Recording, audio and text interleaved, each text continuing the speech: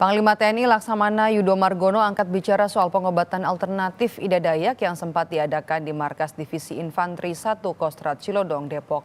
Menurut Panglima TNI itu merupakan bagian dari bakti sosial TNI kepada masyarakat.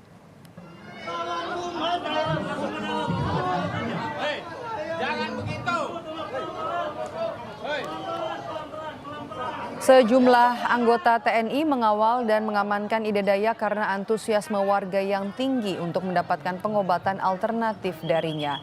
Panglima TNI membenarkan jika kedatangan Ida Dayak ke Makostrad Depok, Jawa Barat atas undangan Kostrad dalam kegiatan bakti sosial. Panglima TNI tidak mempermasalahkan hal itu selama masih digunakan untuk penyembuhan. Dari Kostrad mungkin untuk menyembuhkan masyarakat di sekitar situ.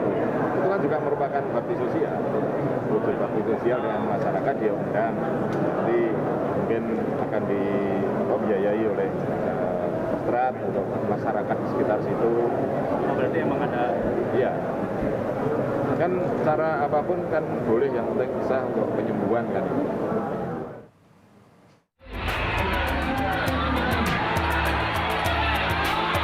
Tak terbendung, antusias warga yang datang untuk mendapatkan pengobatan alternatif dari Ida Andriani alias Ida Dayak sangat tinggi.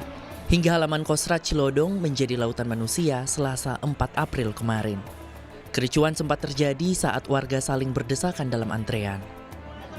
Sejumlah prajurit TNI mengevakuasi Ida Dayak karena tingginya antusias warga untuk mendapatkan pengobatan alternatif darinya.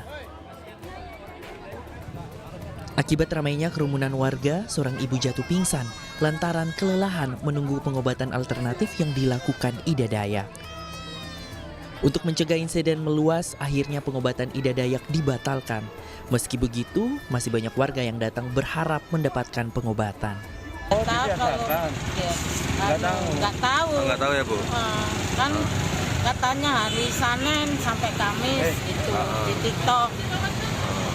Ibu mau berobat, maaf Bu kalau boleh nanya, sakit apa? Sakit diabetes, saya nggak bisa jalan sama sekali, nggak bisa gerak. Sudah berapa lama Bu? Sudah 3 tahun. Sosiolog Universitas Indonesia, Ida Ruwaida menilai, antusias warga untuk datang ke pengobatan alternatif Ida Dayak merupakan sebuah fenomena sosial yang harus difasilitasi dan diatur pemerintah agar tidak menimbulkan kericuhan. Memang kalau secara medis butuh waktu kan begitu ya, butuh waktu, dan bahkan sebetulnya kalau kita lihat dari perspektif medis mungkin dianggap ada yang sebetulnya tidak bisa disembuhkan atau harapannya tipis.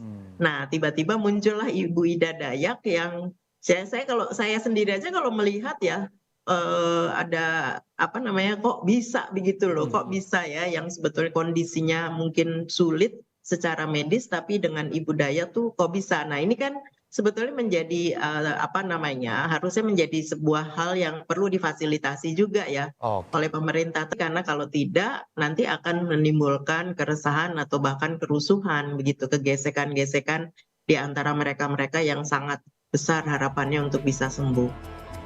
Ida Andriani alias Ida Dayak menjalankan pengobatan dengan ritual menari dan mengoleskan minyak ke bagian tubuh pasien yang sakit.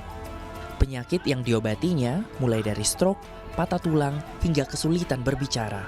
Dalam praktiknya, Ida tidak memungut biaya dan hanya menjual minyak. Tim Liputan, Kompas TV.